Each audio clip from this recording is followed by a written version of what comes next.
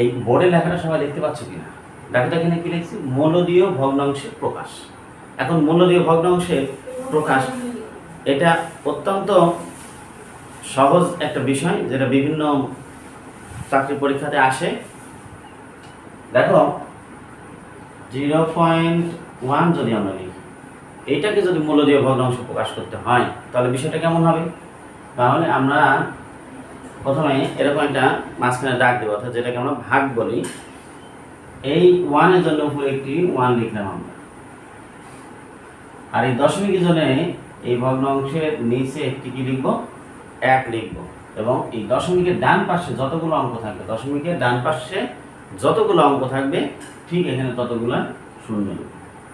তাহলে এটা হলো যে দশমিক যে সংখ্যা আছে সেই সংখ্যা বা দশমিক ভগ্নাংশ থেকে আমরা মূলদীয় ভগ্নাংশ এইভাবে প্রকাশ করতে পারি।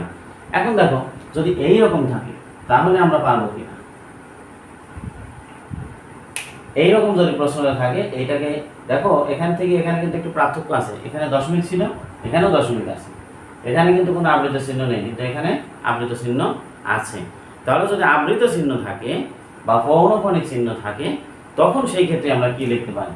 সেই ক্ষেত্রে আমরা এটাকে প্রকাশ করতে পারি এই দশমিক আর এই আবৃতর জন্য, অর্থাৎ এখানে যতটা অঙ্কের উপর আবৃত চিহ্ন থাকবে ততটা 9 হবে নিচে। আগে দশমিকের জন্য আমরা কি লিখছি, একটা 1 লিখছি, তারপর ডানের দিকে যতগুলো অঙ্ক ছিল ততগুলো শূন্য লিখছি। কিন্তু এখানে তা না, একটি সংখ্যার উপরে অঙ্কের উপরে যদি আবৃত চিহ্ন থাকে তাহলে একটি 9 হবে, একটি 9 হবে, এবং আবৃত দশমিক দুইটাই উঠে গিয়ে এখানে শুধু 2 হবে। তাহলে এইভাবে আমরা এটাকে কি করতে পারি, মূলদীয় ভগ্নাংশে প্রকাশ করতে পারি বা মূলদীয় সংখ্যায় প্রকাশ করতে পারি। আরেকটা যদি আমরা দিই 0.3 আবৃত, তাহলে এইটা কি হবে? এটা নিশ্চয়ই বুঝতে পারছো যে এরকম হবে, নিচে এই যে আবৃত চিহ্নের জন্য একটি কি হবে, 9 হবে, আর উপরে একটি কি হবে, 3 হবে। এখন দেখো এইটাও 3 এর গুণিতক, এইটাও 3 এর গুণিতক। যদি আমরা 3 দিয়ে এটাকে ভাগ করি তাহলে ভাগফল হবে কত, 3 একে 3, আর এটাকে যদি ভাগ করি তাহলে ভাগফল হবে আমাদের 3। তাহলে শেষ পর্যন্ত কি পেলাম আমরা, 3 ভাগের 1 পেলাম।